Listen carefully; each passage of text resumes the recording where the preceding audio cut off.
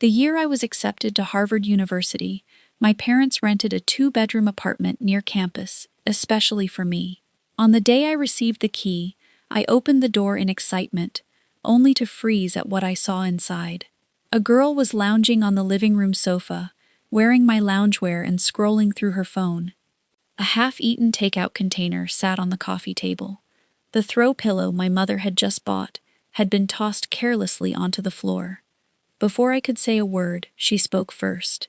"You're the cousin who just got into Harvard, right? I'm your younger cousin. We'll be living together from now on, so I hope you'll take care of me," I called my mother. After stumbling over her words, she admitted that Aunt Linda had begged her several times, saying Madison was studying for the GRE and preparing graduate school applications, so she wanted to stay for a few months. A few months? I looked at the girl who had already locked the second bedroom from the inside and gave a cold smile. The next day, I showed her exactly what a Harvard student could do. When I was admitted to Harvard, my parents gave me a major gift. They rented me a beautifully furnished, two-bedroom apartment close to campus. The monthly rent was far from cheap, but they said that as long as I could live comfortably, it was worth every dollar. I was so happy I could barely stop smiling, and I looked forward to college life with all my heart. On the day I got the key, I dragged my suitcase upstairs almost at a run. The apartment was on the fourth floor of an old walk-up building with no elevator, but I did not feel tired at all. I slipped the key into the lock and turned it gently. Click. The door opened, and the smile on my face froze in the very next second. A strange girl was sitting on the living room sofa. She wore pink strawberry print pajamas, sat with her legs crossed, and scrolled lazily through her phone. I recognized those pajamas at once.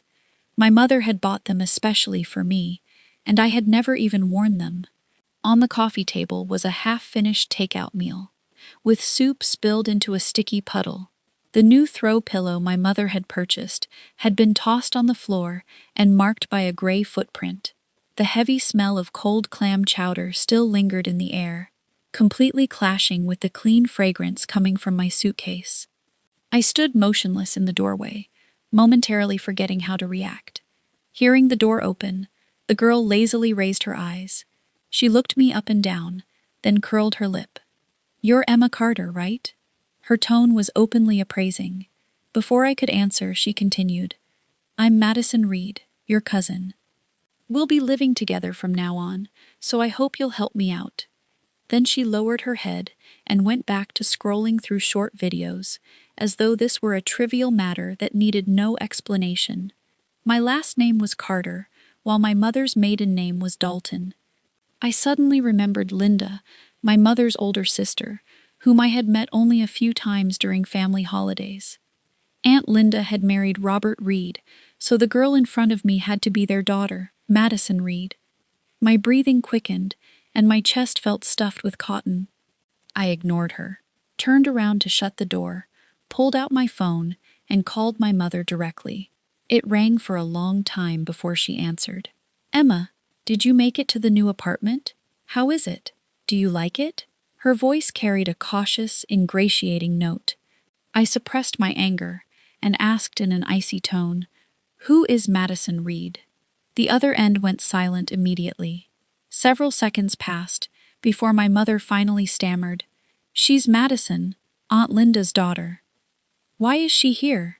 Why is she wearing my pajamas and using my things?" My voice was not loud, but every word was cold. "Oh, Emma, listen to me first." Panic crept into my mother's voice. "A few days ago, Aunt Linda called and begged me again and again. She said Madison is taking the GRE this year and applying to graduate programs. She's under enormous pressure and wanted to come to Cambridge to find a quiet place to study. Your apartment has 2 bedrooms, doesn't it? Leaving one empty would be such a waste, so I gave her the key." I cut her off. "You let her move into my home without telling me anything. I didn't know what else to do. Your aunt cried and pleaded, and I truly couldn't refuse. She said Madison would only stay a few months, until she finished the GRE and the graduate application cycle. Emma, you've always been generous, Can't you treat this as helping your cousin? A few months? I looked toward the girl who had already locked the second bedroom from the inside and hung a sign on the door that read, "Study Zone, Do Not Disturb." Then I looked at the mess she had left across the sofa I had chosen so carefully.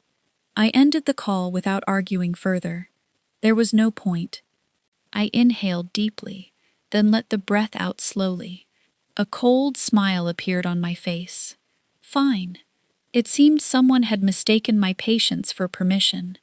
Tomorrow, I would broaden her horizons and show her what a Harvard student's methods looked like. The first light of morning slipped through the gap in the curtains. I opened my eyes without the slightest trace of sleepiness. The night before, I had tossed and turned in the primary bedroom while Madison's phone blasted from the guest room until 2 in the morning, interrupted by her laughing, swearing, and talking loudly with friends. I never went over to knock. I knew that confronting this type of person head-on was the stupidest approach. I got up calmly, washed my face, and made myself a simple breakfast without deliberately creating any noise. Madison Reed's door remained tightly shut. After eating, I opened my laptop and connected to the apartment Wi-Fi. The landlord had placed the account details and password on the modem. I logged into the router's management page, which was effortless for me. Scanning the list of connected devices, I spotted one named Madison's Fairy Princess iPhone and blocked it without hesitation. Then I changed both the network name and password. The new Wi-Fi name was Emma Carter's Private Network, and the password was a complicated string of uppercase letters, lowercase letters, numbers, and special characters. Once I finished, I put on my headphones and began unpacking. I hung each outfit in the closet, placed each book on the shelf, and lit the scented candle I had brought with me. The fresh lemongrass scent quickly drove the lingering smell of clam chowder out of the apartment. At last, the place began to look a little more like the home I had imagined. Around 10 in the morning, the guest room door finally opened. Madison Reed shuffled out, yawning, her hair a mess. She did not even look at me, and went straight into the bathroom. A few minutes later, she came back holding her phone, her brows drawn tightly together. "Hey, why is the internet down?" she demanded from the middle of the living room. I removed one side of my headphones and looked at her calmly. "If the internet isn't down, why can't my phone connect? I can't even find the network name," she challenged. "Because I changed both the Wi-Fi name and the password," I replied casually. Madison's eyes widened at once. "What gives you the right to change the password? I still need to stream shows. The fact that my parents are paying the rent on this apartment." I stood and walked toward her. I was half a head taller than she was, so I could clearly see the flash of shock in her eyes. "Madison Reed, I think we need to talk. First, this is not your home, and technically it is not mine either. It is a rented space to which I alone hold legal occupancy rights. Second, since my mother agreed to let you stay temporarily, I am willing, for the moment, not to ask you to leave. But if you stay here, you will follow the rules." I looked directly into her eyes and spoke each word clearly. Rule 1. I decide how all common areas, including the living room, kitchen, and bathroom, are used. Keep your personal belongings inside your room. Rule 2. Keep the apartment quiet. I need to study and sleep. After 10 at night, do not create any unnecessary noise, including speakerphone calls or videos played out loud. Rule 3. Keep the place clean. You clean up the trash you create, and anything you use goes back where it belongs. I paused and picked up the slip of paper on the table with the new password written on it. "This is the new Wi-Fi password. When you can follow all 3 rules, I'll give it to you." Madison's face turned bright red, as if she were too angry to speak. "What right do you have to boss me around?" "The right that comes from being the legal tenant." I tilted my phone toward her, displaying the electronic lease I had signed with the landlord. "If you cannot accept that, you are free to move out at any time. I'm sure my mother will be delighted to help you find somewhere else."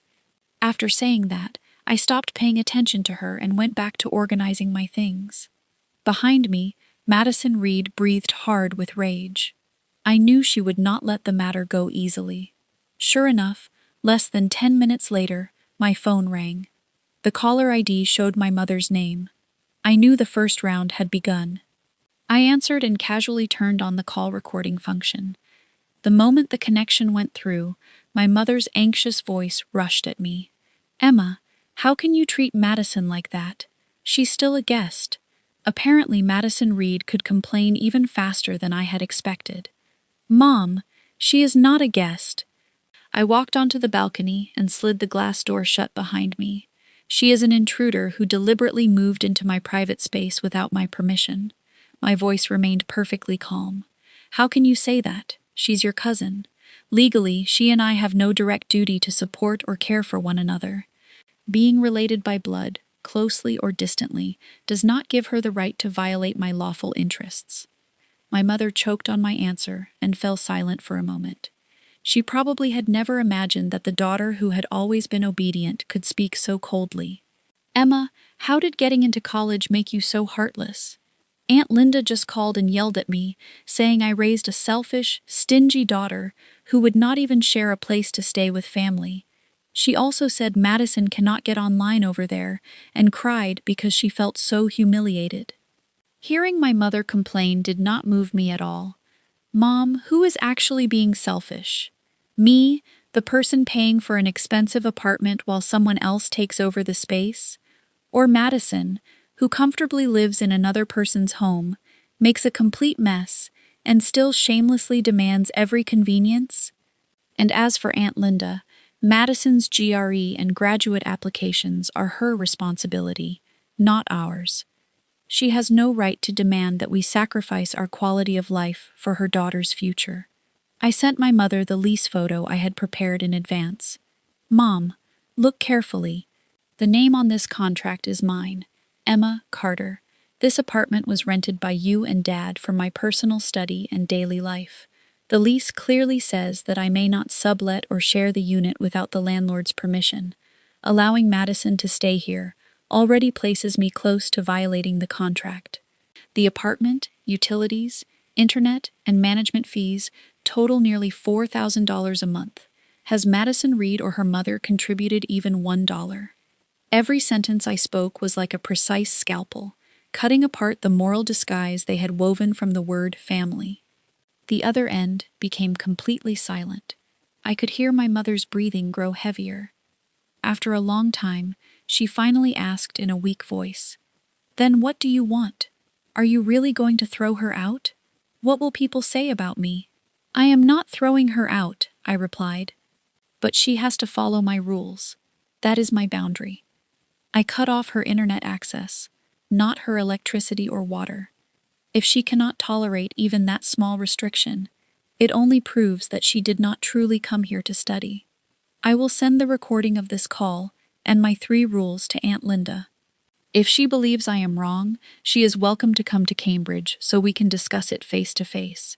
We can also invite a mediator from the Cambridge Community Mediation Center or an attorney to join us." "What?" my mother cried. "You recorded the call? You even want to involve a lawyer? Emma, don't frighten me. We're family. How could it come to that? Whether we are family is not decided by words alone. The person who first ignored our relationship and casually violated our interests was not me. The person who first broke the rules was not me either. And you know that better than I do. I've said enough. I still have unpacking to do, so I'm hanging up." I ended the call decisively, without waiting for her to say anything else. Leaning against the balcony railing, I watched the endless flow of traffic below. I knew this matter would never end that easily. People who use blood ties and morality to pressure others often become even more frantic once they discover those weapons no longer work. Sure enough, half an hour later, my mother sent a very short message that carried the feeling of an approaching storm. "Aunt Linda is furious. She bought a ticket to Boston this afternoon and says she's coming to Cambridge in person to settle this with you." I looked at the message and curved my lips slightly. Coming to Cambridge to settle things? Fine. I also wanted to see exactly how she intended to reason with me. I did not reply to my mother or take any special action. I would deal with each problem when it arrived. Step by step, I finished arranging all my belongings. My books, clothes, and daily necessities were placed exactly where they belonged, and the entire apartment looked renewed. Only the guest room door remained tightly shut. Madison Reed did not come out all day. I assumed she was reporting the situation to her mother, Aunt Linda, perhaps adding dramatic embellishments as she listed my supposed crimes. I did not care. At 5:30 that afternoon, the doorbell rang. I knew the main player had arrived. Through the peephole, I saw a middle-aged woman who looked 70% like Madison. Her badly permed curls framed a face full of anger and bitterness, and she wore a tight floral dress. Behind her stood another timid figure, my mother. I opened the door without speaking. Aunt Linda shoved past my mother and strode directly inside. Her sharp eyes swept across the living room like radar. "Oh, you cleaned up rather nicely," she said sarcastically. Madison made it sound as though the place was such a disaster that our brilliant Harvard student had suffered terribly. My mother followed behind her, looking embarrassed, and repeatedly signaling to me with her eyes. "Emma, this is Aunt Linda." I gave a faint nod in greeting. Aunt Linda threw her handbag onto the sofa and dropped heavily into a seat. "Emma Carter, I came here today to ask one question. What exactly did Madison do to offend you? How could you treat her this way, cut off her internet, and impose rules? Your mother kindly allowed her to stay here. Is this how an older cousin behaves?" She fired question after question with an aggressive air. The guest room door opened, and Madison Reed ran out with reddened eyes, throwing herself into her mother's arms. "Mom, you're finally here. I'm being bullied to death. She won't let me use the internet. She makes me clean, and she says I disturb her studying." Mother and daughter played off one another so naturally that the scene almost looked rehearsed. I pulled out a dining chair and sat opposite them. "Aunt Linda, I think you may have misunderstood," I said calmly and clearly. "First, I did not disconnect her internet. I changed the password to a private service that I pay for. Second, I did not force her to clean the apartment. I asked her to clean the trash she created herself. Third, remaining quiet after 10 at night is basic courtesy in any shared living environment." My answers left Aunt Linda briefly speechless. She had not expected me to be so calm. "Stop preaching those grand principles to me," she snapped, raising her voice. "Let me ask you, is this apartment rented for you?" "Yes." "Were you supposed to live alone?" "Originally." "Then there is an empty room. What is wrong with letting Madison stay there for a while?" "She is your own cousin. The same blood runs through you and your mother. How can you be so cold and heartless?" My mother stood beside us, wringing her hands anxiously. "Linda, please say a little less. Emma didn't mean—" "Shut up." Aunt Linda glared fiercely at my mother. "You are the one who spoiled this child into what she is. Selfish, concerned only with herself, and completely lacking in human feeling." I watched the performance without the slightest ripple in my heart. Then I took out my phone and played the recording of my previous call with my mother. Aunt Linda called me several days ago. She begged me again and again, saying Madison is applying to graduate programs this year, is under enormous pressure, and wants to come to Cambridge to find a quiet place to prepare. Your aunt cried and pleaded, so I found it hard to refuse. My mother's voice rang clearly through the living room. The arrogance on Aunt Linda's face vanished at once. Madison's crying stopped abruptly, and my mother's face turned pale. I stopped the recording and looked up at Aunt Linda. "So it turns out you obtained this chance to stay here by crying and begging my mother. I thought you came openly to inform us that you had decided to move in, Aunt Linda." Her face shifted from red to white, as if someone had slapped her in front of everyone. In her wildest dreams, she probably never expected that the younger sister she had always controlled would be recorded by her own daughter. "You little brat! You dare record us?" She shot to her feet in a rage and pointed at my face. "Today, I'll discipline you on your mother's behalf and teach an ungrateful, disrespectful child a lesson." With that, she raised her hand to slap me. I did not move. I simply watched her lifted hand. Just before it came down, I raised my phone. The screen showed an active video recording, its red indicator blinking. "Do you intend to hit me?" My voice was soft, but it poured over Aunt Linda like a bucket of ice water. "There are security cameras in the apartment hallway, and my phone is recording now. If you slap me, that can constitute intentional assault and battery.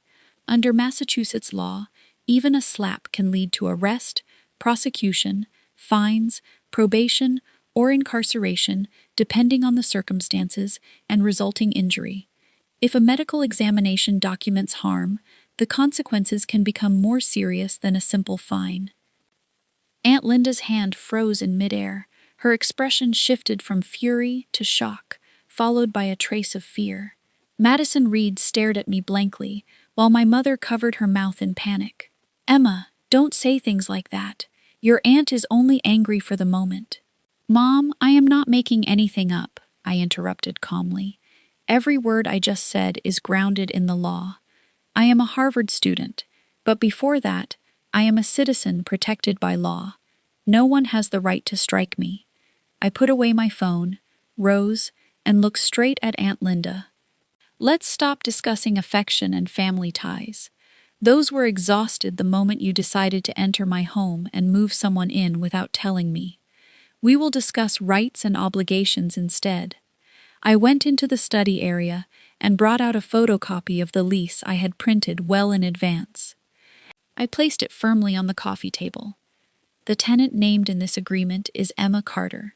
Section 7, paragraph 3, states that without the landlord's written consent, the tenant may not sublet the unit or divide it for occupancy by others. Your conduct has placed me in potential breach of contract." Aunt Linda stared at the black and white document, and her gaze began to evade mine. "We are only staying temporarily. This is not a sublease. The legal definition is not determined by you." I picked up another document. "Here is the landlord's contact information. Mr. Johnson is a very serious attorney. He has made it clear that if a dispute over occupancy arises because of me, he has the right to terminate the lease unilaterally and retain the full security deposit. The deposit and last month's rent total $7,200. I turned to my mother. "Mom, that money came from your and Dad's hard work. If it is lost because of them, do you think it would be worth it?" My mother's lips trembled, but she could not speak. Aunt Linda's expression changed completely. She had clearly never expected me to prepare so thoroughly. She had assumed this was merely a family disagreement, in which she could use kinship to force me to yield. She had not expected me to elevate it into a legal and financial issue. "Don't use the landlord to frighten me," Aunt Linda said, making one last struggle. "Who knows whether anything you're saying is true? I don't believe you." "Fine."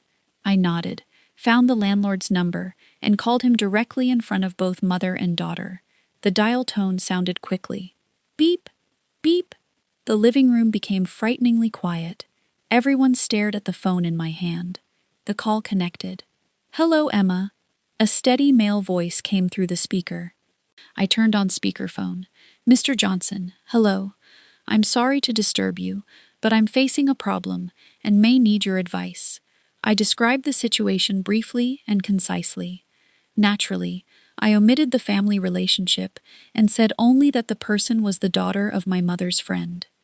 I emphasized that she had moved in without my consent, deliberately refused to follow apartment rules, and that her family had even threatened me verbally and appeared ready to use physical force. Mr. Johnson listened silently. When I finished, he replied in a measured, unmistakably professional voice. "Emma, you have handled the matter correctly. Under the lease, you are the sole lawful tenant and hold the full right to use and control the unit during the tenancy. Anyone who remains in your residence without your permission may be considered an unauthorized occupant. Regarding the no subletting provision, I need to emphasize that payment of rent is not the only issue.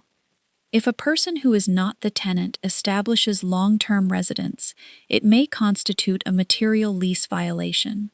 My recommendation is that you require them to leave immediately. If they refuse, you may contact the police for assistance. You may also notify me, and I can issue a formal demand to vacate in my capacity as landlord.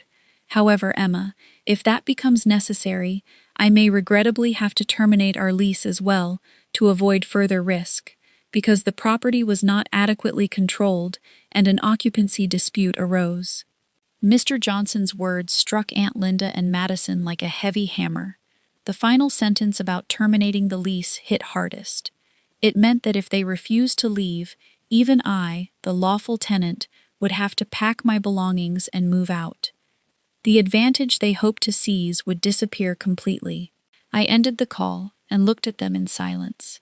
Every trace of arrogance had vanished from Aunt Linda's face. Madison lowered her head and no longer dared meet my eyes. My mother stood to the side with an ashen expression, as though she had aged several years in an instant. "Do you still think I'm threatening you?" I asked Aunt Linda.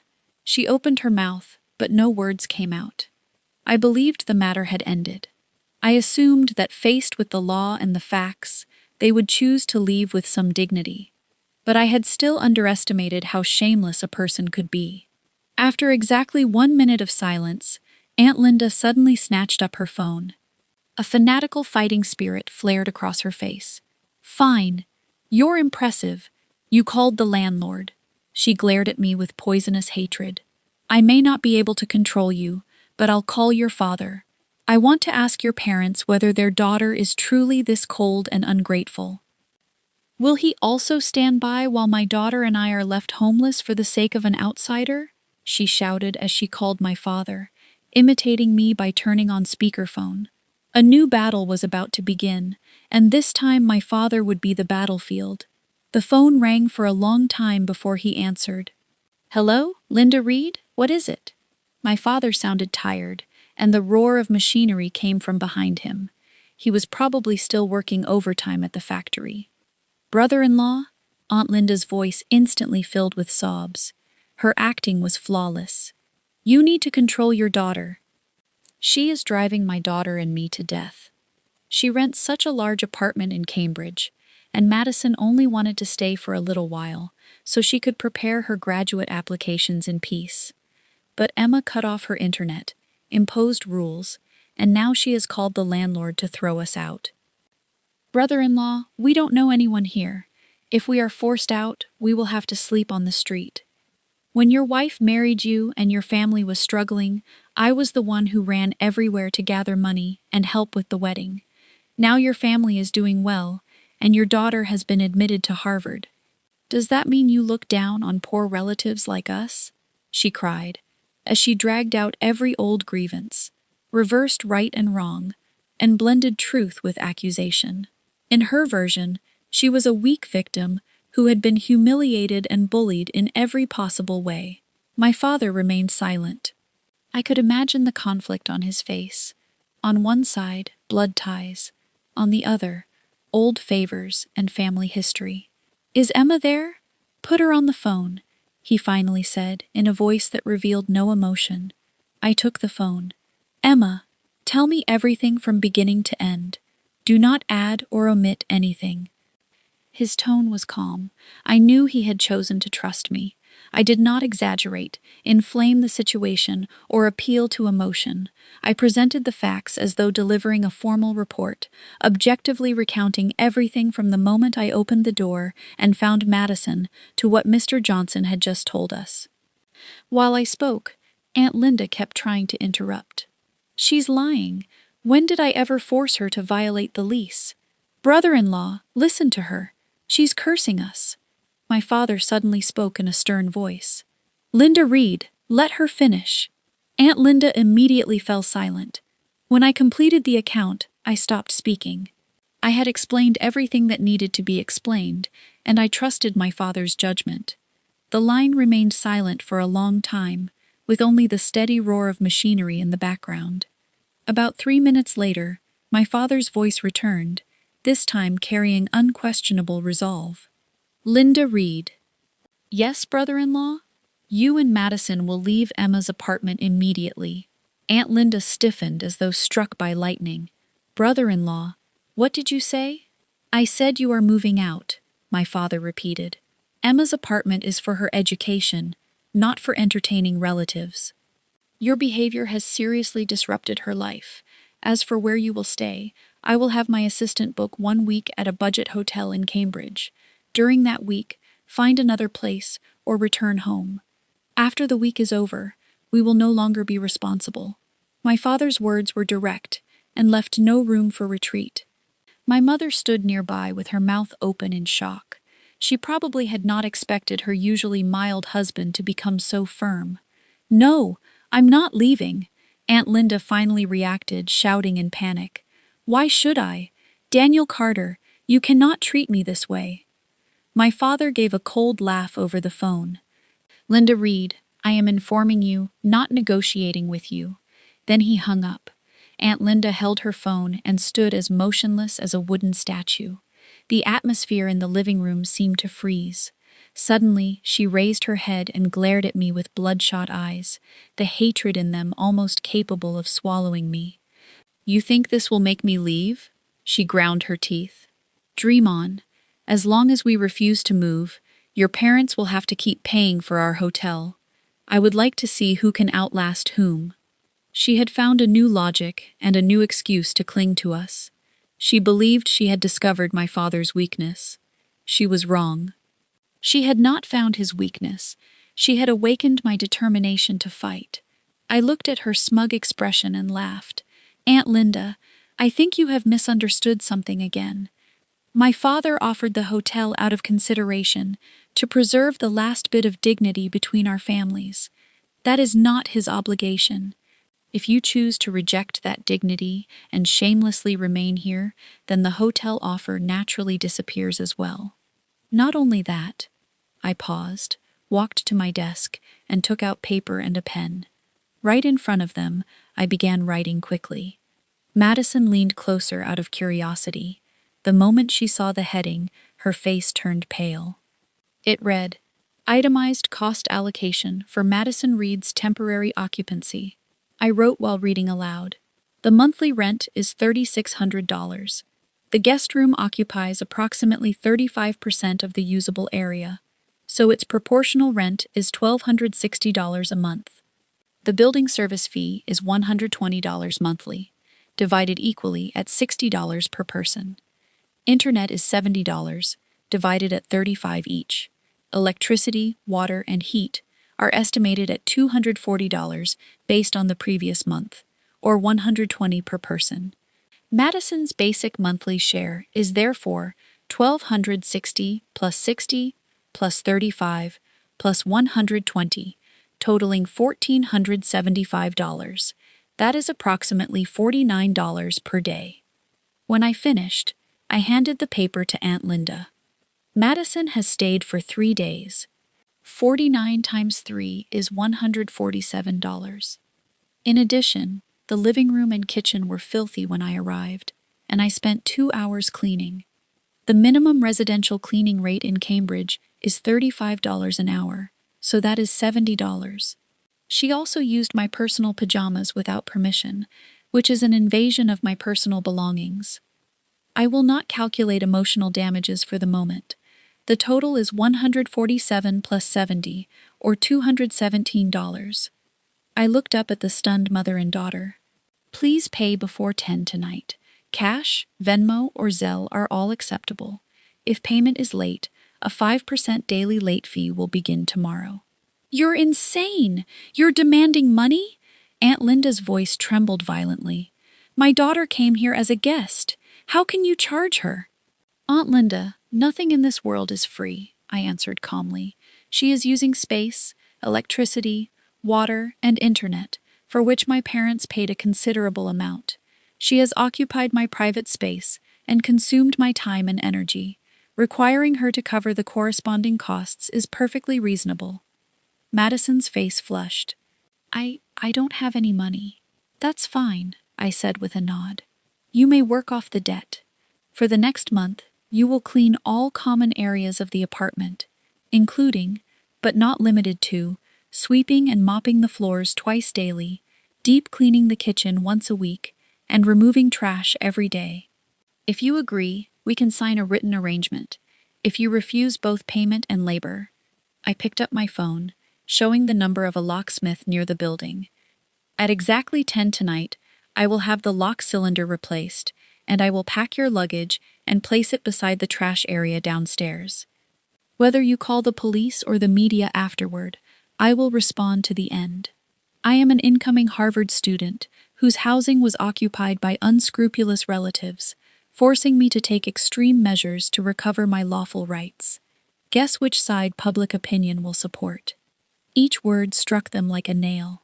Aunt Linda pointed at me, her lips trembling for a long time, but she could not produce a single sentence. Every tactic she possessed, family pressure, public scenes, moral coercion, was useless against me. I had built a wall with the two things they valued and feared most: money and rules. At 9:50 p.m., only 10 minutes before my deadline, the guest room door finally opened. Madison Reed and Aunt Linda emerged, pulling their luggage, their faces so ugly they looked as though they had swallowed something rotten. Aunt Linda did not even dare look at me, and kept her eyes fixed on the floor. Madison's face was filled with unwillingness and resentment. They reached the door without a word or farewell. Just as Aunt Linda's hand touched the knob, I said, "Wait." Both bodies stiffened. Aunt Linda whipped around and glared. "What else do you want?" I ignored her shout, walked up to Madison Reed, and held out my hand. "The pajamas." Madison stared blankly. "What pajamas?" "The pink strawberry print set you are carrying." I pointed to the fabric visible at the corner of her suitcase. My mother bought it for me, and I had never worn it. I do not like other people wearing clothing that touches my skin. Please change and return it. My tone was calm, but the instruction allowed no argument. Madison's face turned dark red. You're going too far." "Too far?" I smiled. "You forced your way into another person's home, wore her clothes, and dirtied her living space. You considered none of that excessive. I am only taking back what belongs to me. Does that already count as going too far?" "Emma Carter!" Aunt Linda shrieked. "Do you absolutely have to tear apart every last bit of dignity? Are you determined to send Madison outside with nothing on?" "The bathroom is over there," I pointed down the hall. "She can change inside. I assume she did not arrive here wearing my pajamas. If she has no other clothing, I can lend her one of my t-shirts. For a fee, of course." Tears gathered in Madison Reed's eyes. She had probably never suffered such humiliation in her life. She looked to her mother for help, but even Aunt Linda had run out of options. She could not defeat me with arguments, did not dare attack me, and could not outdo me by making a scene. I could be more relentless than she was. They remained locked in that standoff for nearly half a minute. At last, Madison Reed bit her lip, pulled her suitcase into the bathroom, and shut the door. A few minutes later, she came out wearing the clothes she had arrived in. She balled up the strawberry print pajamas and threw them hard onto the floor. I walked over, picked them up, and without even looking at them, tossed them directly into the trash bag by the door. "All right, you can leave now." I pulled the apartment door open. Aunt Linda glared at me fiercely, grabbed her suitcase, and stormed out without looking back. Madison followed behind her. As she passed me, she lowered her voice so only the two of us could hear. "Emma Carter, just wait. I will not let this go so easily." I looked into her eyes and smiled faintly. "I'll be waiting. But before that, I suggest you study seriously. Graduate school applications are much easier to handle than I am." Madison's face instantly drained of color. I shut the door, cutting off both their figures and their voices. The world became quiet in an instant, and the faint scent of lemongrass still lingered in the air. I released a long breath. I knew this was only a first-round victory. With Aunt Linda's and Madison Reed's personalities, they would never let the matter go easily. That did not concern me. Let them make their moves. I would answer each one and dismantle it. Even so, I never expected their counterattack to arrive so quickly or in a form completely outside my expectations. The next morning, I received a call from an unfamiliar number. A middle-aged woman with a syrupy voice introduced herself as a mediator from a community mediation center. "Hello, is this Emma? My name is Brown, and I am a mediator with the Cambridge Community Mediation Center." I carried the phone to the window. I remembered the landlord mentioning that the building did sometimes work with a local mediation service. "Hello, Miss Brown. What can I do for you?" I remained polite. "Well, Emma," the so-called mediator said with excessive warmth, "your Aunt Linda and your cousin Madison Reed came to our office today. They cried so pitifully that anyone would feel heartbroken. They told us everything about how you forced them out last night." I listened without interrupting. So this was their new move. "Emma, I understand that young people have their own ideas, but you are still one family, aren't you? Blood is thicker than water. Your aunt traveled all the way from Pittsburgh, and your cousin is under tremendous pressure applying to graduate school. What harm would it do to tolerate a little inconvenience and let them stay? You live alone in such a large apartment, so one room is sitting empty anyway. A person should be generous and learn to share. That is how one accumulates blessings." Her language was identical to my mother's and Aunt Linda's. Family and morality used as tools to press me down. "Ms. Brown," I interrupted her sermon, "as a mediator for a community mediation center, what is the basis of your mediation? Is it your personal sense of affection, the center's written policies, or the law?" The woman on the line was clearly taken aback. She had not expected such a pointed question. "Well, naturally, it is based on maintaining harmonious community and neighborly relationships." "This is really a matter of human feeling," she stammered. "Then can human feeling override the law?" I pressed. "My lease with the landlord is legally protected and expressly prohibits subletting. Madison Reed's and Linda Reed's conduct placed me at risk of violating that agreement. Furthermore, yesterday they used threatening language and appeared ready to attack me physically. Did they mention any of those facts while crying in your office?" "Well, that..." The so-called mediator was completely silenced. "Emma, why are you taking everything so seriously? Your aunt and cousin were only confused for a moment. You are a college student, an educated person. Why lower yourself by arguing with them? Listen to my advice. Call your aunt, apologize, and invite them back. Otherwise, if this spreads, your reputation will not look good. People will say that an outstanding Harvard student is narrow-minded and cannot even tolerate her own relatives. How will you conduct yourself at school or in society later?" Her tone shifted gradually from persuasion to veiled intimidation. I laughed. "Ms. Brown, first, thank you for your concern. Second, I do not need someone who lacks basic legal knowledge to teach me how to behave. Finally, I would like to confirm your identity. What is your full name? What is your mediator identification number? Are you authorized to represent the official position of the Cambridge Community Mediation Center? If not, should I understand this call as your using a supposed public service role to harass me personally?" Each question struck a vulnerable point with precision. The other end remained silent for a long time, and I could hear her breathing grow rapid. You little brat! Just wait." At last, she tore off her disguise and shouted angrily, "I'm telling you, this is not over.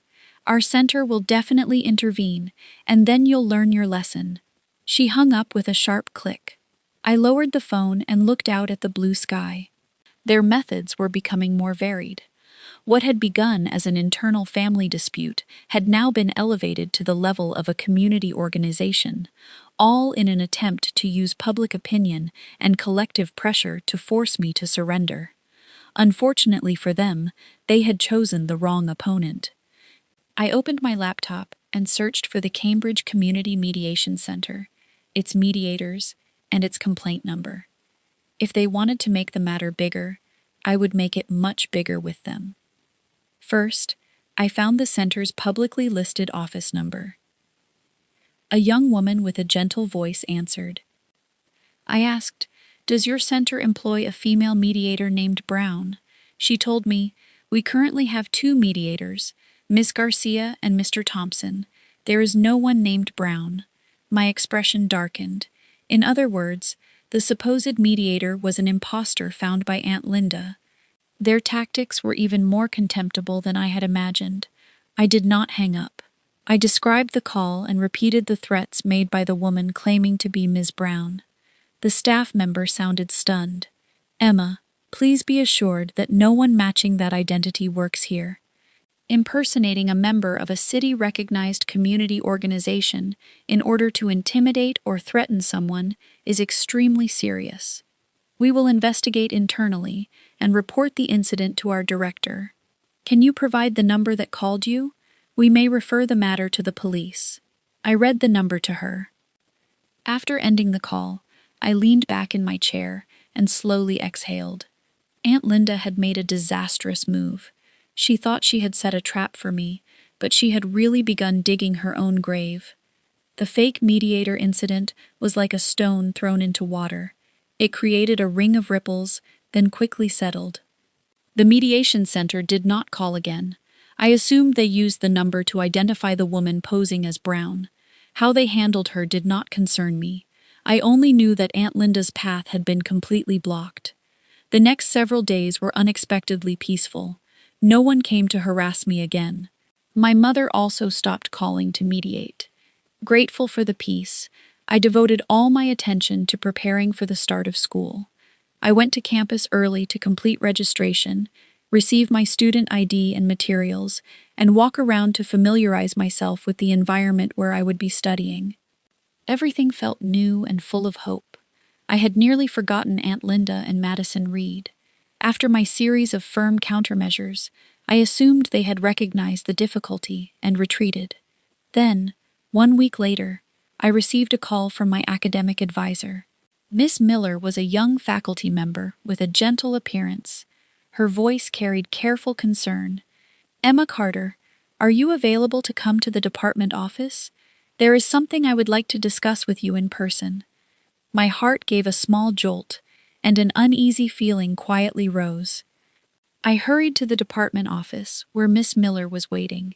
She poured me a glass of water and asked me to sit. No one else was present, and the atmosphere felt heavy. "Emma, don't be nervous," she said in a mild tone. "This morning, the university's general mailbox received an anonymous complaint concerning you." She pushed a printed sheet of paper across the desk. My eyes fell on the page. The title appeared in large, bold letters. "Report concerning the moral corruption and abuse of relatives by incoming Harvard student Emma Carter." My breathing stopped. The contents were distorted and defamatory to an extreme degree. The letter portrayed me as someone who had become arrogant after being admitted to a prestigious university, refused to recognize her own relatives, and repaid kindness with betrayal. It claimed that I had coldly driven my aunt and cousin, who had traveled from far away seeking refuge, out of my home and left them wandering the streets. Several photographs were attached. One showed Linda Reed and Madison standing beneath my apartment building with their suitcases and pitiful expressions. Another showed Madison with reddened eyes, appearing to wipe away tears. The angle was deliberately chosen to resemble a candid photograph. At the end, the anonymous writer demanded in righteous language, "How could a student of such poor character and complete ingratitude be worthy of Harvard's reputation? We urgently request that the university investigate this matter, explain itself to the public, and restore justice to victims like us." My entire body trembled with anger as I read. I did not need to think to know that Aunt Linda and Madison Reed were responsible. Unable to gain any advantage from me, they now wanted to destroy my reputation and future through this contemptible method.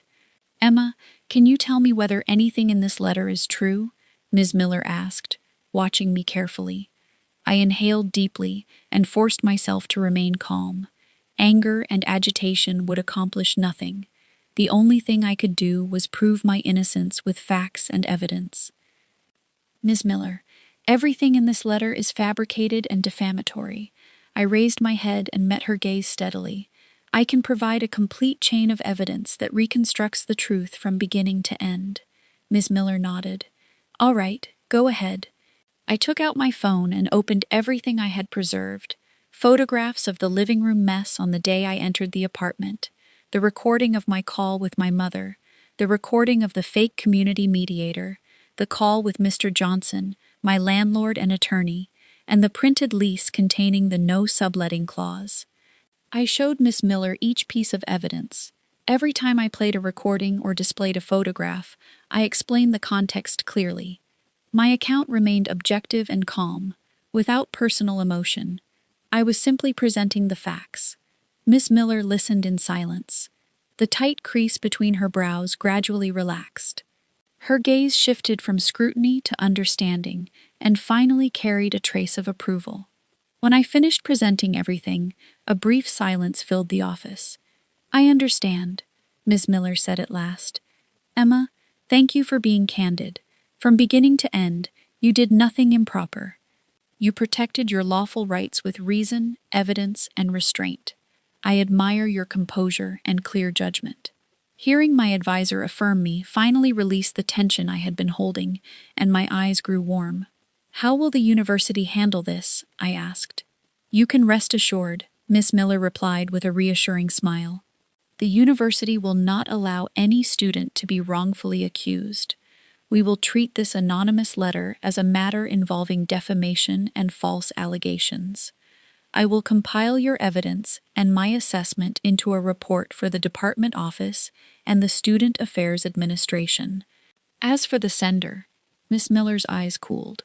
Their conduct is no longer merely a family dispute. It is an open attempt to manipulate a university's processes and damage a student through false claims. I believe the university's legal office will be very interested in speaking with them. When I walked out of the department office, the sunlight outside was beautiful, and the clouds in my heart dispersed immediately. I felt fortunate to have encountered an advisor who understood right from wrong, and equally fortunate that I had preserved every piece of evidence from the beginning. In a complicated world, evidence can be more powerful than tears or words. As soon as I returned to the apartment, I called my father and told him exactly what had happened with the anonymous letter. He remained silent for a long time. Then he spoke in a voice suppressing extreme anger. I understand, Emma. You do not need to worry about this anymore. Continue attending classes normally and do not let it affect you. I will handle the rest. I knew Aunt Linda and the others had crossed my father's final boundary. A father might tolerate relatives taking a small advantage, but he would never tolerate anyone trying to destroy his daughter's future. After the call, I stopped thinking about the matter. I trusted him. He was usually a man of few words, but once he made a decision, no one could move him. I began living like a real college student, throwing myself into my new life, attending classes, studying in the library, and joining club activities. My days became full and bright. A little over a week later, my mother called. Her voice sounded more exhausted and discouraged than I had ever heard it. Emma, she sighed. Aunt Linda and the others have returned to Pittsburgh. Oh, I replied faintly. Your father forced them to go back, she continued hesitantly. He called Aunt Linda's husband, your Uncle Robert, and told him everything she had done in Cambridge, including finding someone to impersonate a community mediation employee and writing an anonymous letter to your university. Your father also sent him the recordings and photographs you prepared. I listened quietly. So this was my father's method. Strike at the central weakness and go directly to the person who could truly control Aunt Linda. Uncle Robert became so angry that he threw his phone to the floor. He was a man deeply concerned with reputation. He also held a minor management position at his workplace and believed Aunt Linda's conduct had humiliated him completely. That day, he gave her an ultimatum. return to Pittsburgh immediately, or face divorce. Aunt Linda had no choice but to buy tickets for the following day and return in disgrace, taking Madison with her. Your Uncle Robert said, "What graduate school? Even if she gets admitted, she'll only become a bigger disaster. He has forbidden her from applying this year." He told her to stay home, reflect on what she did, and then he would use his connections to find her a position at the factory. My mother's voice was full of weary emotion. How did everything become like this? I interrupted her before she could continue. This is not something we caused by making trouble. They brought it upon themselves. If they had followed the most basic rules and respected other people's boundaries from the beginning, none of this would have happened. No one in this world is required to bear unconditional responsibility for another person's mistakes and greed, not even for relatives. My mother fell silent. I knew she might not fully understand those words yet, but that was all right. Some truths are only understood after a person has endured enough pain. "Oh, right, Emma," my mother suddenly said. "Your father asked me to tell you something." The university's legal office sent Aunt Linda a formal letter several days ago. It demanded that she submit written apologies to you and the university for the anonymous defamatory complaint. Otherwise, the university reserved the right to pursue legal action. I paused. I had not expected the university to act so quickly or firmly. When Aunt Linda received the lawyer's letter, her legs nearly gave out from fear. Last night she dragged Uncle Robert to our house to apologize. She cried until her face was covered in tears and mucus, saying she knew she had been wrong and would never dare do it again. She has already written the apology, and it should be sent to your university today. Hearing this stirred little emotion in me. If an apology could solve everything, why would the law be necessary? Still, I had no desire to remain entangled with them. It was time to put a period at the end of this matter. I believed the story had finally ended, and that I would have the peaceful college life I had always wanted. 2 months later, however, the appearance of one person shattered that peace again. That day, I was reading in the library when a male student approached my table. He was tall and handsome, with a gentle manner. He looked at me, smiled slightly, and spoke softly. "Hello, are you Emma Carter?" He introduced himself as Ethan Brooks, a friend of Madison Reed. I studied the young man in front of me. The name Ethan Brooks, and his connection to Madison, immediately put me on guard. "Hello." I closed my book, my tone neutral. "I'm Emma Carter. What do you need?" A mild smile remained on Ethan's face, the kind that made it difficult to dislike him at once. "Would it be convenient to speak somewhere else? This is not the best place." He pointed toward a lounge area outside the library. I hesitated, then nodded. I also wanted to know what game he was playing. We sat on a bench in the lounge. Afternoon sunlight streamed through the glass, warm and quiet. "First, I want to apologize on Madison's behalf." His opening surprised me. What Madison and her mother did in Cambridge was truly excessive. "They caused you a great deal of trouble." "I'm sorry." He stood, faced me, and bowed slightly. His attitude was so sincere that I could not immediately find a flaw in it. If I had not known he was connected to Madison, I might almost have believed him. "There is no need to apologize." I leaned back, increasing the distance between us. "It is already over. Tell me why you really came.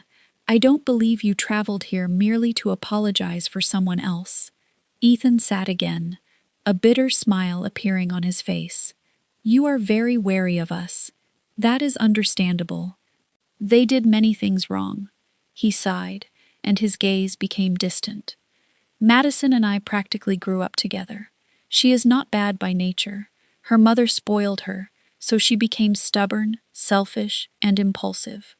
Then he began telling Madison Reed's story, carefully packaged to win sympathy. He said her father, my Uncle Robert, was extremely controlling and had raised her under constant pressure. She had been expected to enter the best high school and then a top university. Madison worked as hard as she could, but was admitted only to an ordinary mid-tier college, which became a permanent source of disappointment for her father. At home, he frequently mocked and belittled her. Graduate school had therefore become Madison's only route to proving herself to him.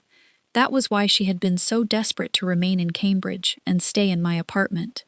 Ethan looked at me with apparent sincerity. Part of it was because Cambridge has strong academic resources. The other part was that she wanted to escape a home that made her feel suffocated. What she did was wrong, but she did not have deeply malicious intentions. She was simply desperate for a place where she could breathe. I listened without expression. Perhaps some of what he said was true, but none of it justified violating my rights. One person's suffering should never be transferred to an unrelated third party. Her life has been extremely difficult since she returned home, Ethan continued in a lower voice. Uncle Robert felt humiliated by the university's legal letter. He not only cursed her viciously, but tore up all her graduate application materials and forbade her from applying. He told her that, even if she were admitted, she would still be useless. Madison locked herself in her room and went several days without eating. The night before last, she did something reckless. Ethan paused. Fortunately, her mother found her early and took her to the hospital. They treated her in time and saved her. My hand tightened unconsciously around my book. Now she is completely broken. Her dream and future collapsed overnight. Ethan's eyes reddened slightly. Emma Carter, I know that from beginning to end, this was her fault. I know the request I am making today is unreasonable, but I truly have no other option. He lifted his head and stared at me. Please speak to your father. Ask him to call Uncle Robert and persuade him not to pressure Madison any further. Let her continue preparing her graduate applications, or call Madison yourself, or send her a message. Encourage her and tell her that you forgive her. You are exceptional, a Harvard student favored by fate. One sentence from you may be more useful than 100 from the rest of us. Please treat it as a good deed and save a life. His words sounded deeply sincere, and every sentence beat the drum of morality and compassion. He was trying to cast me as a savior standing above her, as though a simple nod from me could save the soul and future of a lost girl, while refusal would make me cold, heartless, and indirectly responsible for whatever happened. It was a sophisticated form of moral coercion, several levels above Aunt Linda's methods. I looked at him and suddenly laughed. Ethan Brooks, right? Have you finished your story? He froze. Yes. I stood and straightened my clothes. It was dramatic and moving, but I refuse. Madison Reed's future is her responsibility and has nothing to do with me. Whether her life collapses or flourishes, she must answer for it herself.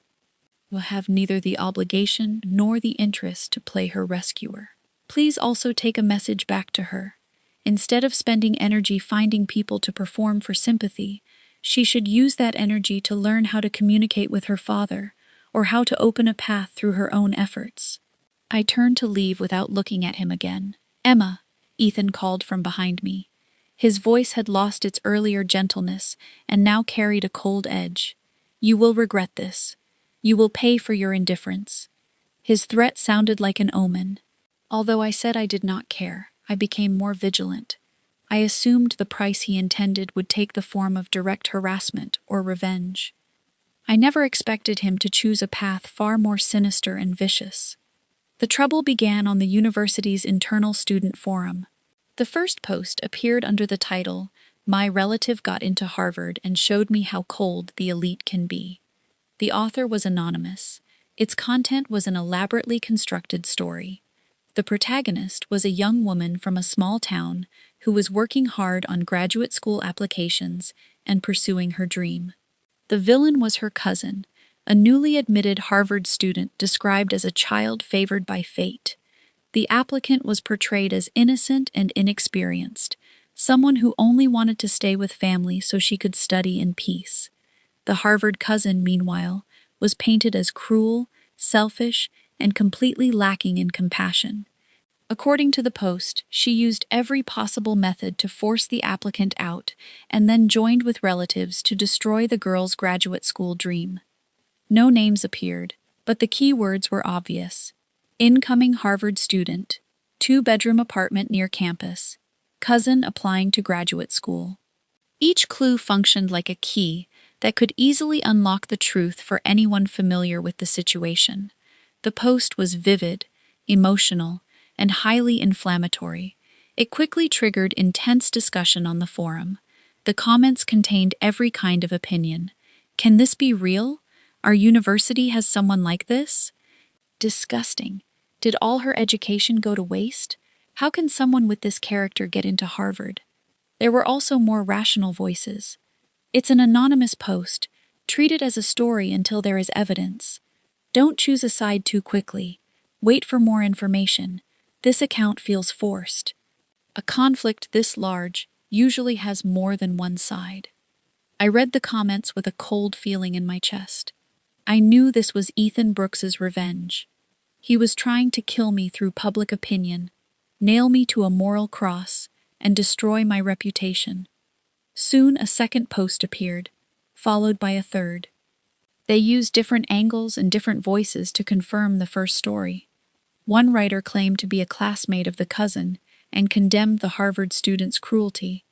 Another claimed to come from the same hometown and said the Harvard cousin had been selfish and heartless since childhood.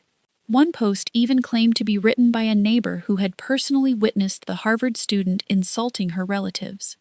Post after post formed a gigantic net, carefully woven from every direction and lowered over me. A lie repeated 1,000 times eventually becomes truth in many people's eyes. The forum's sentiment began to tilt sharply in one direction. More and more students believed the fabricated story and started searching for my identity. Although my name was not posted directly, my department, my major, and even photographs of me began circulating in private group chats. Walking across campus, I could feel the unusual looks from people around me, looks mixed with contempt, curiosity, and suspicion. Whispers followed behind me. Look, that's her. She looks so innocent. Who knew she could be that vicious? Stay away from her. She's trouble. I became notorious on campus, known for a negative image built from lies. My life was completely disrupted. In the dining hall, people pointed at me. In the library, someone sitting nearby would quietly gather their belongings and move farther away. Even in class, whenever a professor called my name, I could feel the sudden silence and strange atmosphere. I had become like a virus that everyone feared and avoided. Ethan Brooks had achieved his objective. He never used his fists, yet he struck me with the heaviest blow. He wanted isolation and psychological pressure to crush me. He wanted to watch me collapse and beg for forgiveness. I locked myself inside the apartment for an entire day. I did not cry or rage. I thought calmly about how to break the situation. Should I argue with them online? That would only give them what they wanted and make everything more chaotic. Should I publish a statement explaining the truth? Within the narrative they had carefully constructed, any explanation from me would be interpreted as denial and image repair. I realized this was a war, one without gunfire but still brutally destructive. My opponent was hiding in the dark. I had to identify him and drag him into the light.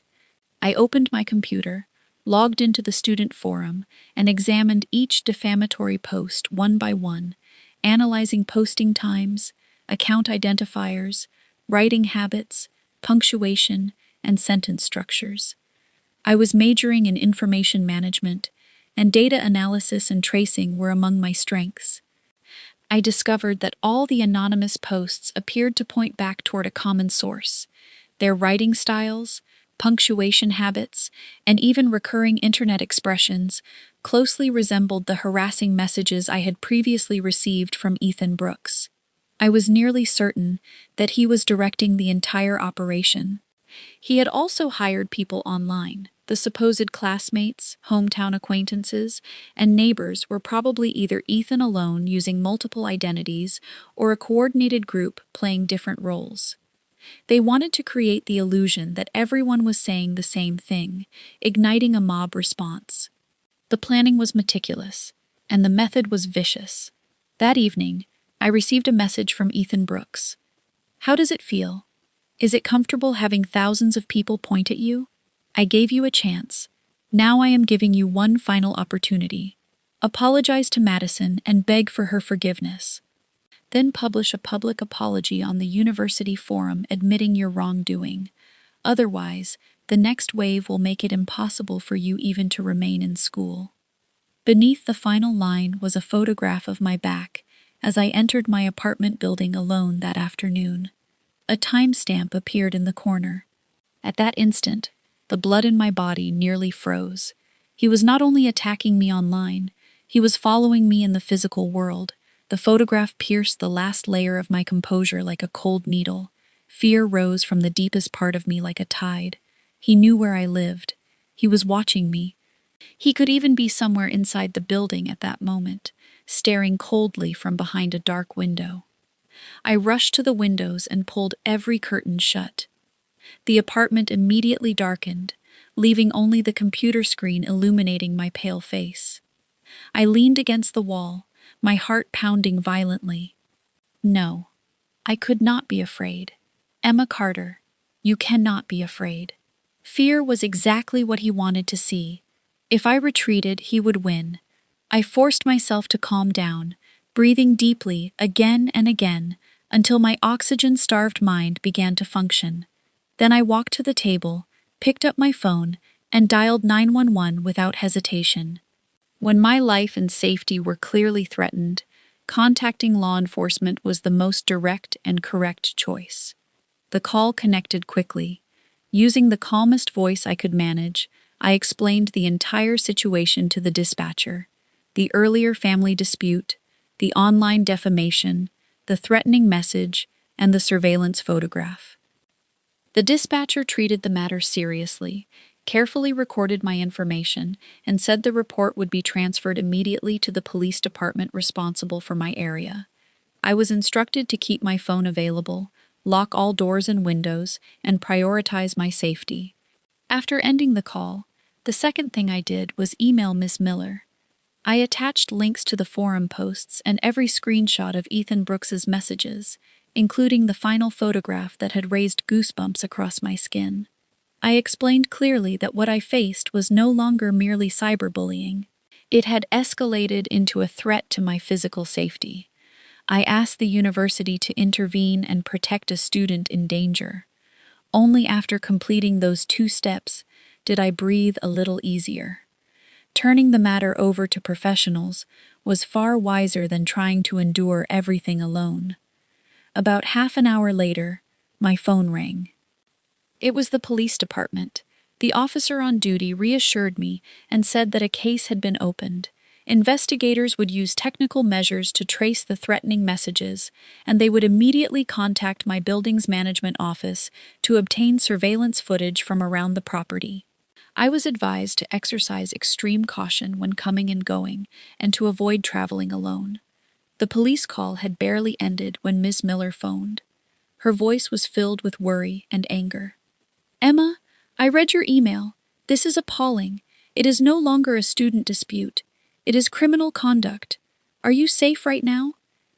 Send me your exact apartment address immediately. I have already informed the department leadership. We are coming to you.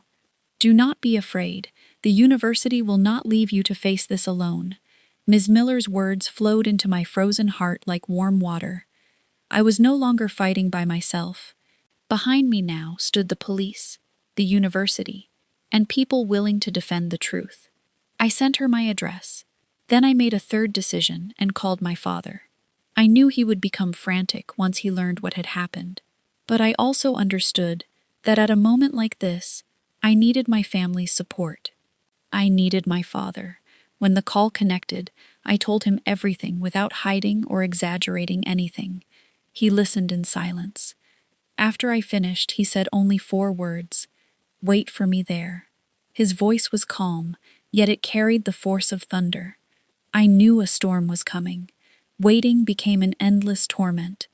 I sat in the darkened living room listening to the wind outside, feeling as if every tree and shadow were an enemy. The smallest sound was enough to make my heart pound. About an hour later, the doorbell rang. Through the peephole, I saw Miss Miller and the associate dean responsible for student affairs. I opened the door. Miss Miller stepped inside and immediately took my ice-cold hand. "It's all right. We're here now." The associate dean began inspecting the apartment's security. He checked the windows and doors, asked about the building's access controls, and told me that campus security had established a coordination mechanism with the local police department. Additional personnel would patrol around my apartment building. Watching them work and hearing their concern finally brought tears to my eyes. At that moment, my phone vibrated again. Another message had arrived from the same unknown number. It contained only a photograph. The image showed Miss Miller and the associate dean entering the lobby of my building. Beneath it was a line of text. "You went looking for help? Useless. The game has only begun." The new photograph was like a poisoned dagger, striking the heart of everyone in the room. The associate dean's face darkened. He jumped to his feet and paced across the apartment. "This is outrageous. Absolutely outrageous. This is an open challenge to the university and to the law." Anger burned in Ms. Miller's eyes, but she was more concerned about my safety. She gripped my hand tightly, her palm cold. "Emma, do not be afraid. The university will find this person. We will not compromise." I stared at the photograph on my screen. After reaching an initial peak, the fear inside me strangely settled. In its place came a bone-deep coldness and determination. "Ethan Brooks, you have succeeded in making me angry. At the same time, you have rung your own death bell." Just then, my phone rang again. The caller ID showed my father. I answered and turned on speakerphone. "Emma, I'm here," he said in a low, powerful voice. "I'm downstairs." Miss Miller and the associate dean exchanged startled looks. He had arrived so quickly. I gave him the access instructions. Less than 5 minutes later, the bell rang. I opened the door, and my father, Daniel Carter, stood outside. He wore a simple coat, his frame tall and solid, his face weathered by time, but his eyes remained sharp as a hawk's. He had traveled a long distance, and fatigue showed in his eyes, yet the moment he saw me, all of it transformed into mountain-like steadiness. He entered, looked at Ms. Miller and the associate dean, and nodded politely. "Thank you both. I'm sorry to have troubled you." The associate dean quickly stepped forward and shook his hand. "Mr. Carter, not at all. The university failed to protect a student from a serious threat. This is our responsibility." My father did not waste time on formalities. He came directly to me, raised his broad hand, and gently patted my shoulder. "Don't be afraid. Dad is here." Those few words carried enormous weight and immediately drove away the last fear remaining in me. He took my phone and read Ethan's latest message. In that instant, his expression became terrifying. It was the gaze of someone who had endured real conflict, carrying a restrained killing intent. He said nothing. He took out his own phone and dialed a number. "Old friend," he said with frightening calm, "I need your help locating someone. He should be near my daughter's university right now. Yes, alive. I want to know everything about him before sunrise." The call froze the atmosphere in the room. Ms. Miller and the associate dean stared at him in surprise. They had not expected an ordinary-looking working father to possess such force. After ending the call, my father's expression returned to calm. He turned to the associate dean. "I need the university's help with one thing."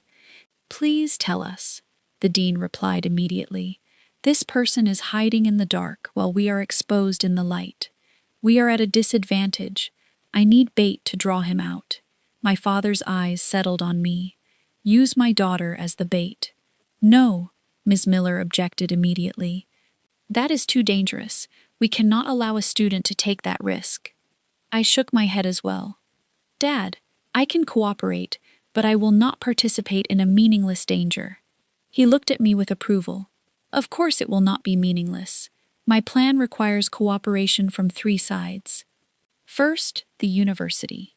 He turned to the associate dean. I need the student forum technical team to help identify the precise IP address of the person posting these messages. Not a broad region. I need the physical location of the specific room. The associate dean frowned. That will be difficult. The other party probably used proxy servers. The associate dean said. I know, my father replied. That is why I need the second side, the police. I will ask them to deploy technical investigative measures to trace the source of the number sending the threats. At the same time, we will cross-reference those results with the university forum's IP data. As long as he goes online or uses his phone, we can dig him out. Then what is the third side? I asked. A cold curve appeared at the corner of my father's mouth. The third side is me. Once the police and university narrow down his location, my people will arrive 1 step ahead, restrain him, and hand him over to law enforcement. It was a bold plan, perhaps even one that pressed against legal boundaries. Still, it was undeniably the fastest and most efficient approach. The associate dean considered it for a long time before nodding heavily. All right, Mr. Carter. On behalf of the department, I agree to cooperate with your plan. I will contact the university's information technology director immediately. He took out his phone and moved quickly onto the balcony. Ms. Miller looked at me, her eyes still full of concern. I smiled to reassure her. I knew my father's character. He never entered a battle without preparation.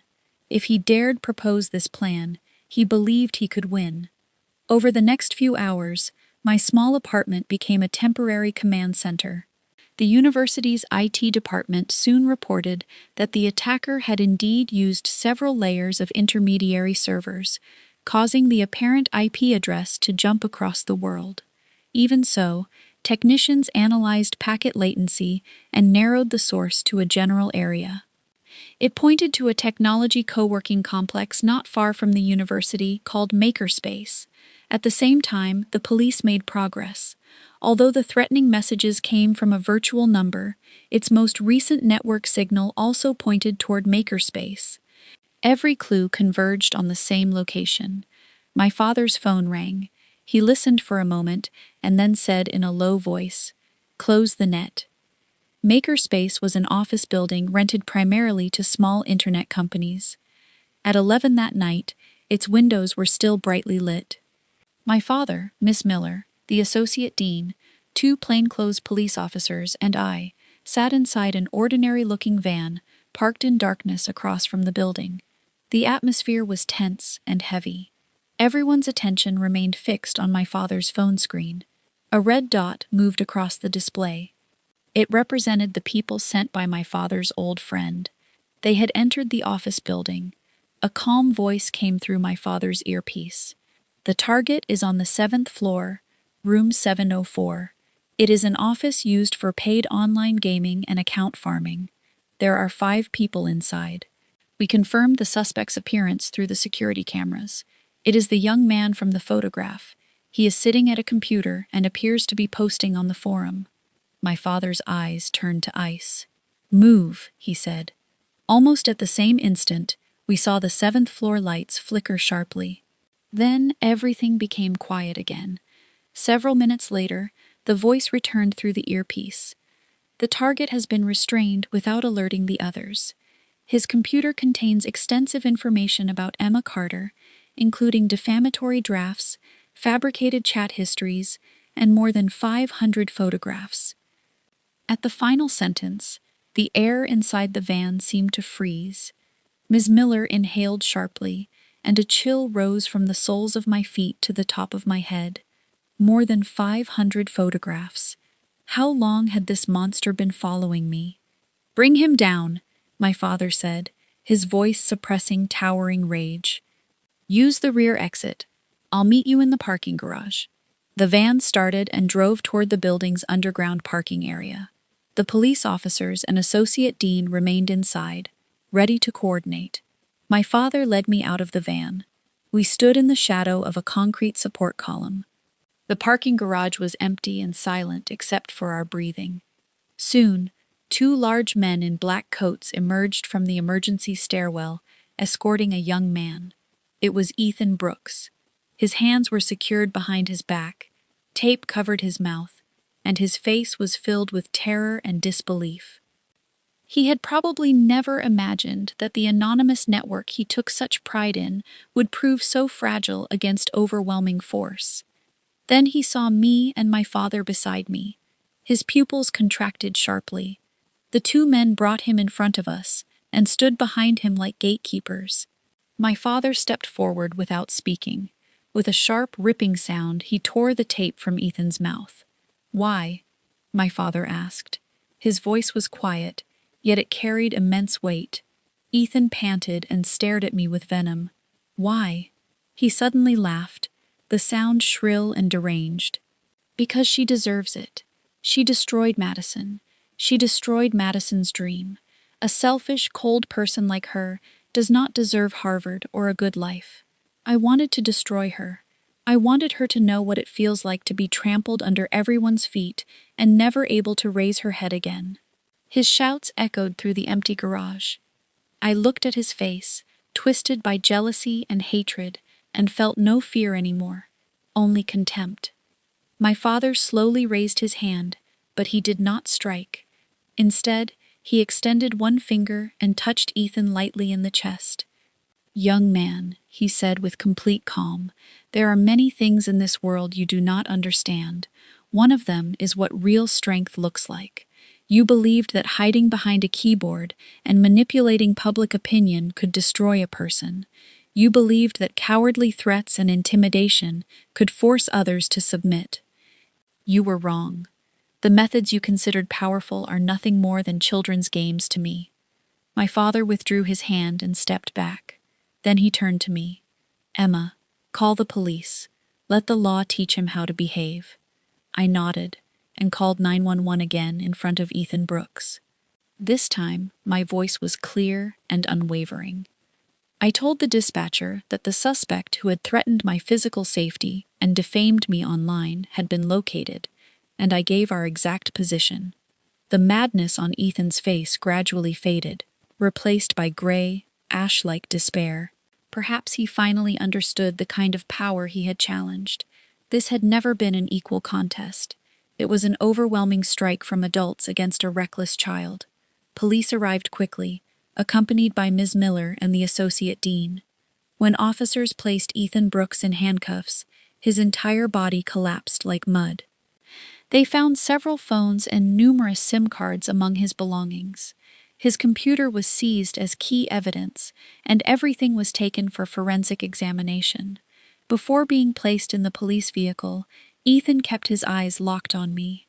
The hatred was gone, replaced by pleading. He seemed to want to speak, but I gave him no opportunity. I turned away coldly and did not look at him again.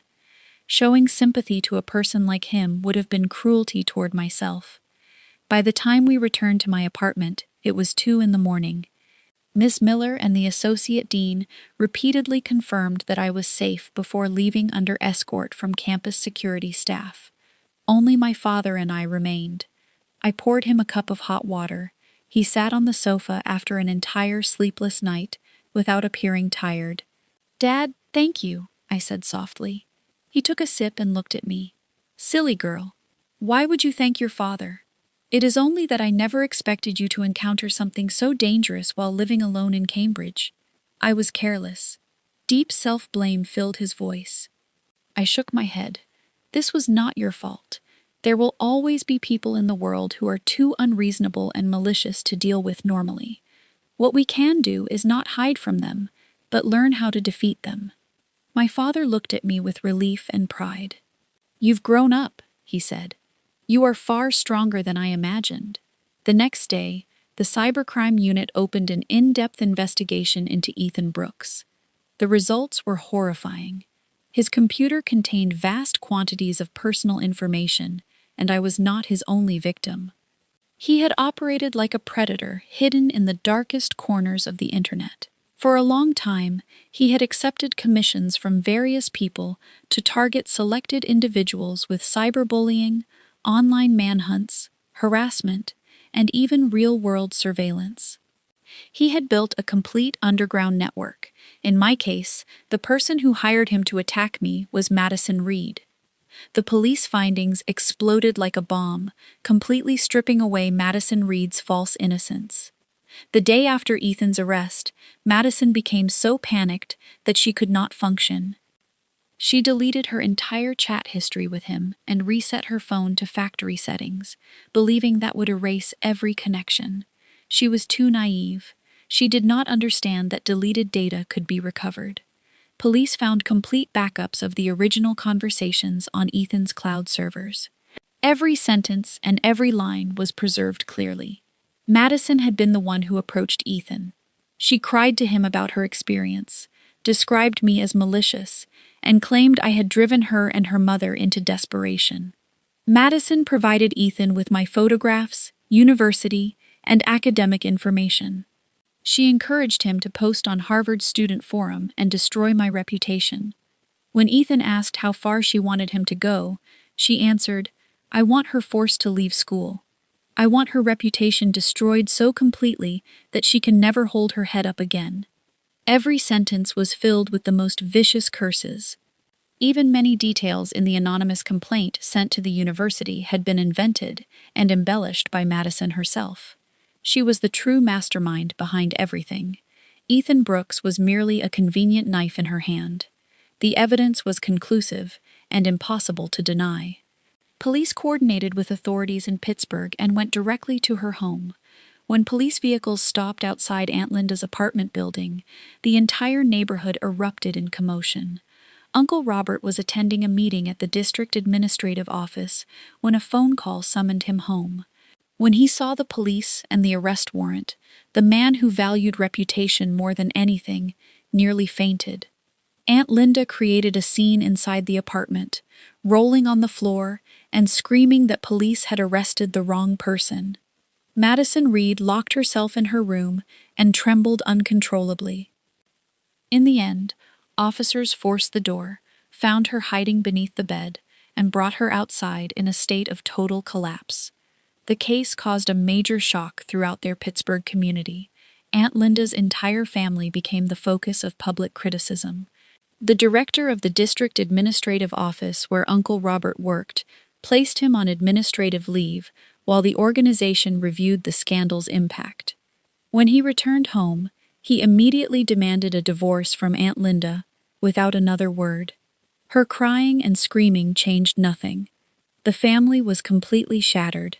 Madison Reed and Ethan Brooks also paid heavily for their conduct. Ethan was suspected of cyberstalking, doxing, harassment, threats, identity-related offenses, and other crimes. A judge ordered him held pending further proceedings, and he faced a severe prosecution. The university he attended also announced his immediate expulsion. Madison was arrested for soliciting and encouraging criminal conduct and was released only under strict bail conditions while awaiting prosecution. Although she might ultimately receive a lighter sentence than Ethan as an accomplice, her life had acquired a permanent stain. The graduate school path she had once viewed as her escape was nearly closed. A serious criminal case would shut the doors of most programs. Her dream and future were not destroyed by me. They were destroyed by her own jealousy and cruelty. She had buried her future with her own hands. At last, the storm completely subsided. To repair the harm the incident had caused me, the university published an official resolution. The department posted a detailed notice on its website and internal student forum, clarifying the full truth and affirming the composure, judgment, and courage I had shown in using evidence and the law to protect myself. In a short time, I went from a defamed student to an example of how someone could defend herself through documentation and legal process. The accounts that had attacked me on the forum fell silent, replaced by screens full of apologies and support. When I walked across campus, the strange looks were gone. In their place were friendly smiles and nods from classmates. Even upper-class students I did not know approached me. One young woman ran over and said, "You handled that incredibly well." My life finally returned to its proper course, bright, hopeful, and filled with sunlight. After confirming that everything was stable, my father returned to Pittsburgh. Before leaving, he said nothing. He simply rubbed my head the way he had when I was a child, but I knew the distance between us had narrowed. My mother also called and cried for a long time. She apologized repeatedly for her weakness and for failing to recognize what kind of people they were. I did not comfort her. I only said calmly, "Mom, you did not wrong me as much as you wronged yourself. I hope that from now on, you learn to love yourself before trying to love everyone else." Kindness also needs an edge. My mother remained silent for a long time before quietly answering, "I understand. Changes in thinking take time," but I believed she would gradually come to understand. Autumn passed into winter, and the maples around Harvard Yard turned deep red and brilliant gold. I poured all my energy into studying. I joined the debate club and strengthened my logical thinking through fierce arguments. I also joined a volunteer program that helped community members organize legal intake materials, using what I had learned to assist people who needed support. College life became even richer than I had imagined. The apartment that once made me feel unsafe became my warmest refuge. I cleaned it regularly and kept everything neat. I placed several green plants along the windowsill.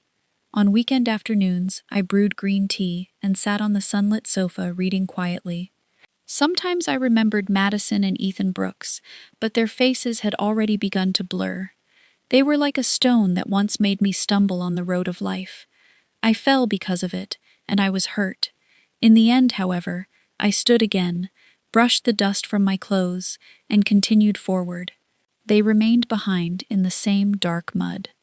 Life, in the end, is a process of rescuing oneself.